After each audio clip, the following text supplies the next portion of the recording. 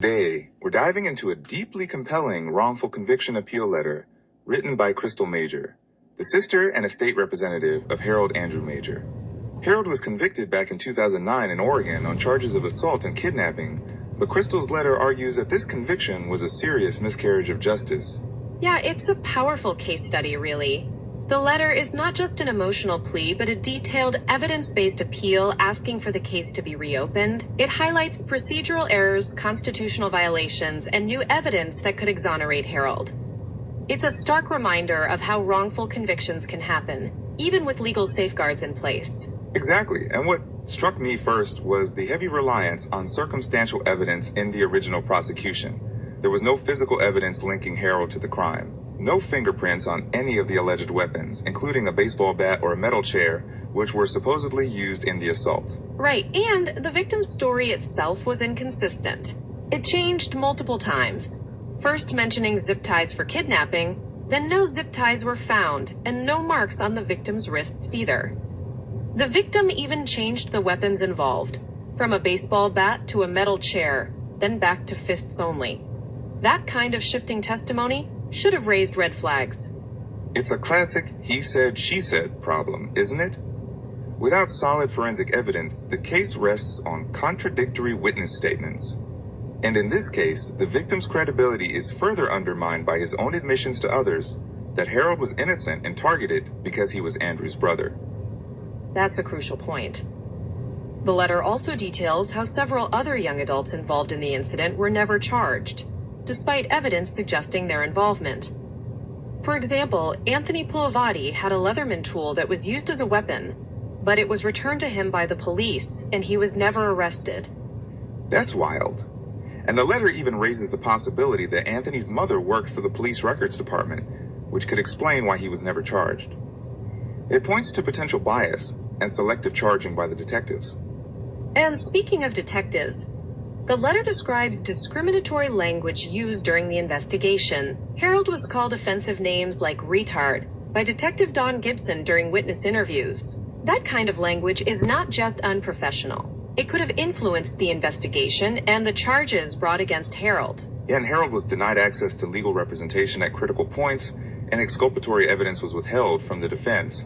Plus, his interview was notably short compared to others, and he was even denied water when he asked multiple times. That raises serious concerns about detainee treatment and interrogation ethics. It's troubling. And then there's the new evidence that really challenges the prosecution's narrative. Harold is left-handed, but the victim's injuries were on the left side of his face. For Harold to have inflicted those injuries, he would have had to be in an awkward position, which the letter argues is highly unlikely. That's a fascinating forensic detail. It's rare to see something like handedness used as exculpatory evidence, but here it directly contradicts the victim's account.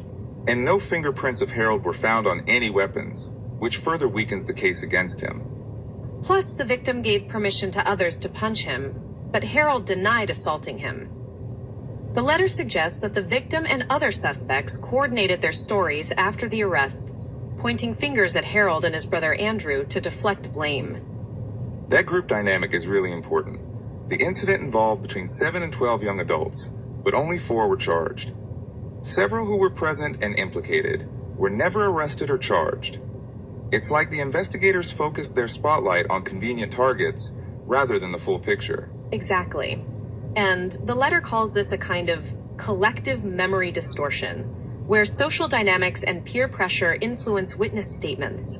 The victim's inconsistent testimony and apparent bias against Harold because of his brother's involvement make the whole case shaky. And then there's the systemic angle. The letter highlights failures in the investigation, biased suspect selection, failure to properly vet witnesses, and lack of thorough evidence collection.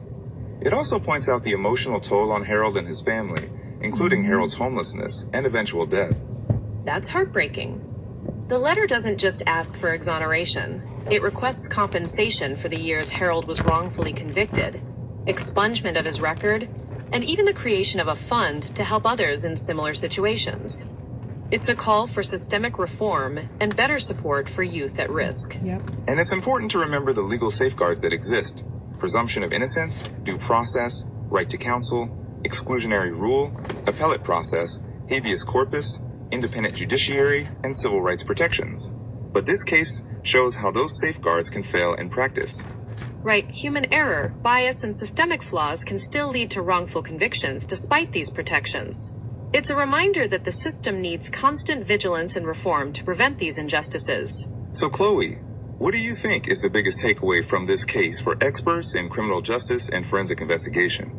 I'd say it's the critical importance of corroborating witness testimony with physical evidence. Without that, cases become vulnerable to bias, misinterpretation, and wrongful convictions. Also, the need to scrutinize investigative conduct and ensure constitutional rights are upheld at every stage. Yes. I agree. And I'd add that understanding group dynamics and the psychology behind coordinated stories is essential. It's not just about individual guilt or innocence, but how social pressures can distort the truth. Absolutely. And the letter's detailed new evidence, like the left-handedness factor, shows how forensic details can be pivotal in re-examining cases. It's a call to look beyond the surface and question assumptions. Well said. This case really underscores the human cost of wrongful convictions, the lives disrupted, families devastated, and trust in the justice system eroded. Yes, and it challenges us to think about how we can improve youth justice, provide rehabilitative options, and prevent young people from being caught in such tragic circumstances. To wrap up, this letter from Crystal Major is a compelling plea for justice, backed by detailed evidence and critical analysis. It reminds us that even with safeguards, the system can fail, and it's our responsibility to keep pushing for fairness and accuracy. Exactly. It's a sobering but necessary conversation for anyone involved in criminal justice. Thanks for exploring this with me. Thank you, and thank you to our listeners for joining us in this deep dive. We hope it's given you new insights into the complexities of wrongful convictions and the urgent need for reform.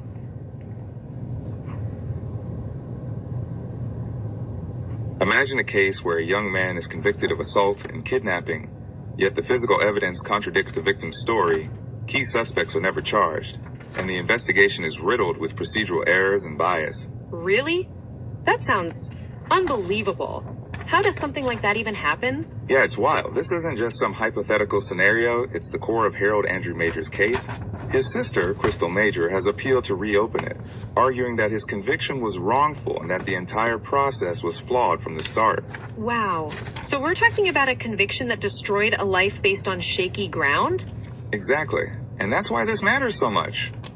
Wrongful convictions don't just ruin individual lives. They erode public trust in the justice system, waste resources, and let the real perpetrators go free. Yep. Today, we're unpacking the layers of failure in Harold's case to understand how complex and fragile justice can be. Okay, so what's the foundation of this appeal? What went wrong with the evidence? Well, Harold was convicted back in 2009 for assault 2, assault 3, and kidnapping. But the prosecution's case was heavily reliant on circumstantial evidence. There was no physical evidence directly linking Harold to the crime. No physical evidence?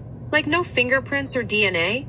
Right. For example, the alleged weapons, a metal chair and a baseball bat, were tested for fingerprints, and Harold's prints were nowhere to be found. Interestingly, the victim later retracted the claim about the baseball bat, saying it was actually a metal chair used. That's a big red flag. And what about the victim's testimony? That's another problem. The victim's story changed multiple times. 5 or 6 iterations, actually. He added and removed details about zip ties, weapons, and the nature of the assault. For instance, he initially claimed he was zip-tied to a wall heater, but no zip ties were ever found, and medical records showed no marks on his wrists, consistent with being tied up. So the medical evidence didn't support the victim's claims?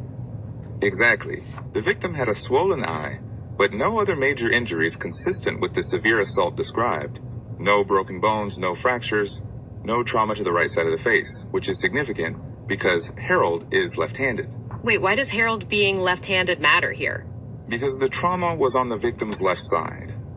If Harold, a left-handed person, had struck the victim, the injuries would more likely be on the right side of the victim's face. This biomechanical inconsistency seriously undermines the prosecution's narrative. That's a compelling point. So the physical evidence and the victim's testimony don't align. What about the investigation itself? Were there procedural issues? Yes, several. Crystal Major points out serious constitutional violations during the investigation. Harold was denied access to legal representation at critical stages, and exculpatory evidence was withheld from the defense. That's a huge violation of due process. Absolutely. Plus, the detectives used discriminatory language. In one interview, Detective Don Gibson asked a witness if Harold was a retard or retarded, which is offensive and suggests bias. That kind of language can definitely influence the direction of an investigation and the charges brought. Exactly. And the interrogation tactics were aggressive and biased. Harold's interview was the shortest, yet he was charged most severely. He asked for water multiple times during questioning and was denied. Denied water? That's inhumane, especially for an 18-year-old. Right. It raises questions about the treatment of suspects and whether the interrogation was conducted fairly. What about the other suspects? Were they treated the same way? No. Between 7 and 12 young adults were involved that night, but only 4 were charged, including Harold. Key suspects like Anthony Pulavati and Melvin Harris were never arrested, despite evidence implicating them. What kind of evidence? For example, Anthony was seen with a Leatherman tool, which was reportedly used as a weapon in the assault. The detectives asked to see it during an interview. Anthony handed it over, but then the tool was returned to him instead of being secured as evidence. That's a serious mishandling of evidence. Exactly. Plus, Anthony and Lacey Nichols were reportedly responsible for confining the victim in a hole in the wall, but only Harold and others were charged with kidnapping. Lacey wasn't charged with kidnapping, and Anthony wasn't charged at all. That selective charging suggests bias, or even corruption. Crystal even notes that Anthony's mother worked in the police records department, raising questions about nepotism. So the investigation was not only flawed, but possibly compromised by internal relationships? That's the implication. And the detectives seem to focus on Harold and his brother Andrew as the main aggressors from the outset, ignoring or downplaying the involvement of others. That's troubling. What about the victim's credibility? You mentioned his story changed multiple times. Yes, the victim's testimony was inconsistent. He claimed to be sober at one point, then admitted to drinking. He changed details about being zip-tied, the weapons used, and the severity of the assault. Did the victim have any motive to lie or scapegoat? According to Crystal, the victim admitted to blaming Harold because he was Andrew's brother, whom he didn't like. The victim reportedly told others that Harold didn't lay hands on him, and that he was just scapegoated. That seriously undermines the reliability of the victim's testimony. It does. Plus, the victim had a history of untruthfulness and storytelling, which further complicates his credibility. So the case rests heavily on a victim whose account is inconsistent and possibly biased, with no physical evidence linking Harold, and an investigation that was selective and possibly discriminatory. Exactly. And the detectives' handling of evidence was questionable. The Leatherman tool was returned to a suspect. Interviews with some suspects were delayed by months, allowing time to coordinate stories, and disparaging language was used against Harold and Andrew. This sounds like a textbook example of investigative bias and misconduct. It really does. And despite the legal safeguards designed to prevent wrongful convictions, like presumption of innocence, due process, right to counsel, and the exclusionary rule, Harold's case shows how these can fail in practice. Right, the system's safeguards are only as good as their application. Exactly. And the human cost here is devastating. Harold's wrongful conviction destroyed his life. He ended up homeless and died on the streets during turbulent times in Portland. That's heartbreaking. And the family is seeking not just exoneration, but also an apology and financial compensation? Yes, they're asking for compensation for each year Harold was wrongfully convicted and served, and they want to set up a fund to help others in similar situations and support at-risk youth. That's a powerful way to turn tragedy into something constructive. It is. This case is a stark reminder that justice isn't guaranteed just because safeguards exist. It requires rigorous, impartial application and constant vigilance. And it highlights the importance of scrutinizing police practices, prosecutorial discretion, and mechanisms for correcting wrongful convictions. Absolutely. For legal professionals and criminal justice experts, Harold's case offers a complex study in evidence integrity, procedural fairness, and the human toll of systemic failures. So, to sum up, this case shows how flawed evidence, biased investigation, and systemic shortcomings can culminate in devastating miscarriages of justice. Exactly, and it challenges us to think critically about how we ensure fairness and protect the innocent in the criminal justice system. Thanks for breaking that down. It's a sobering but necessary conversation. Definitely. Hopefully cases like Harold's push the system toward meaningful reform.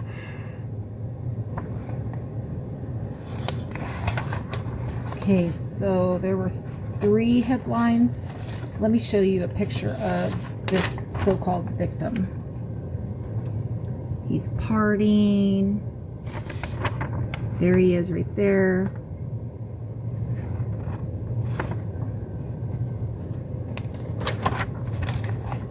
Let's see another picture. I don't have to explain what that is, I don't think. He doesn't look like somebody that would be scared. Flipping off the camera, showing his muscles.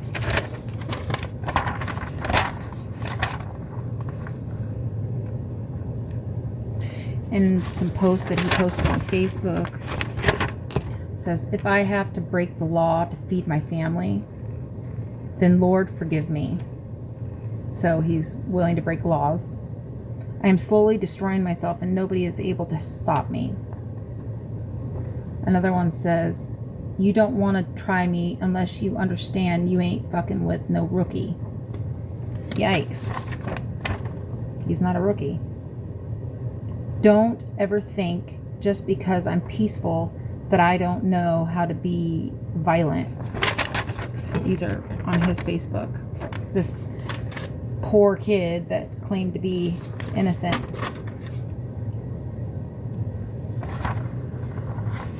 And then, let's see. I have thousands of papers. So they made the headlines sound so crazy. First they put down, let's see.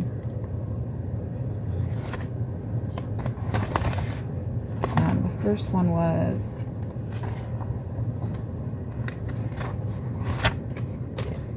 let's see if I put that over here.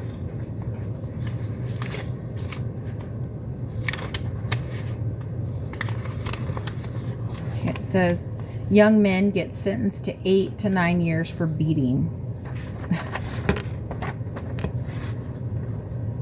Young men get sentenced to 8 to 9 years for beating. So that's the same one.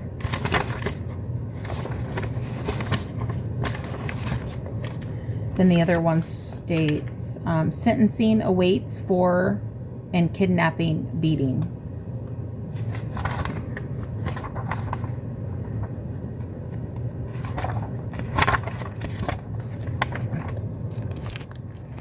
So devastating.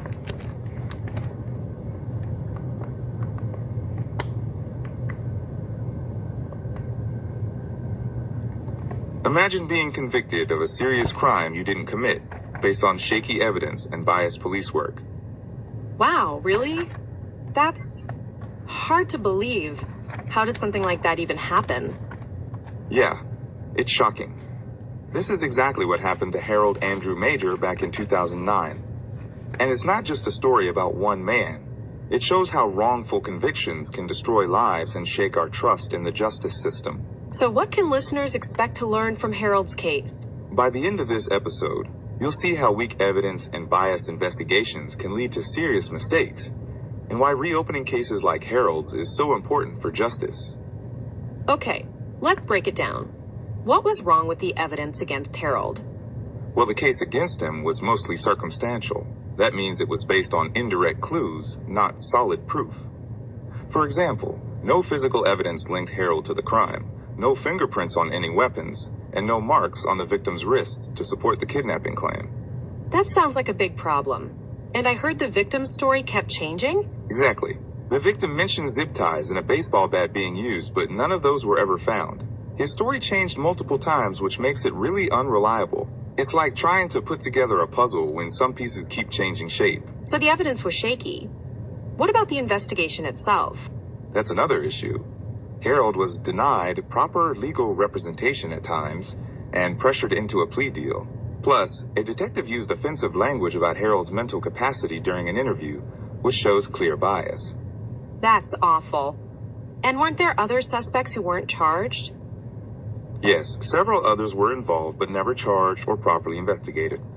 For instance, a key weapon, a Leatherman tool, was returned to one suspect without being entered into evidence, even though it was reportedly used in the assault. That really points to a biased investigation. What about new evidence? Harold is left-handed, but the victim's injuries were on the left side of his face, which doesn't match how Harold would have attacked. Also, medical records showed only minor injuries, contradicting the victim's dramatic claims. So the physical facts don't line up with the accusations. Right. And Harold denied assaulting the victim, though he admitted being present. The victim even gave permission to others to punch him, but Harold never did. This must have been devastating for Harold and his family. Absolutely. Harold had no prior violent history and was just 18. His sister, Crystal, describes how the conviction destroyed his life and their family. Tragically, Harold died homeless years later, a victim of the system's failure. That's heartbreaking. And now Crystal is fighting to clear his name? Yes, she's appealing to have his case reopened, seeking an apology, compensation, and even a fund to help others wrongfully convicted. It's a powerful reminder that justice isn't just about laws, it's about real people's lives. What about the legal safeguards? Don't they protect people like Harold? They do, in theory. There's presumption of innocence, right to counsel, appeals, and more. But this case shows how those safeguards can fail when evidence is weak and investigations are biased. It's a call for constant vigilance. So what's the big takeaway here? Harold's story shows how wrongful convictions happen and why they matter. It challenges us to question evidence carefully, protect rights, and support those fighting for justice. Because at the end of the day, fairness and truth have to come first. Well said. It's a tough story, but one that really makes you think about the system and the people it affects. Exactly. And hopefully, by sharing cases like Harold's, we can help make the system better for everyone. Okay, it states here, the impact on exonerated nationally, about 2,900 people sent to prison, often for decades, by miscarriages of justice, whether due to simple mistakes or corruption by police or prosecutors. According to the National Registry of Exonerations, dating back to 1989, the year my brother was born, actually.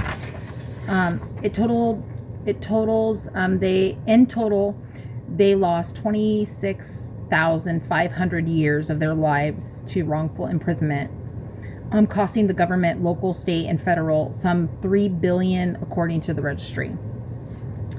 Laws in these 13 states require no recompense for the wrongful imprisoned.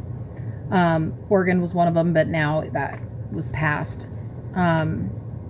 Says $65,000 a year for every year of wrongful imprisonment. According to a bill summary, plus individuals would get up to $25,000 for years spent on parole, post-prison supervision, or on the sex offenders registry. That didn't apply to him.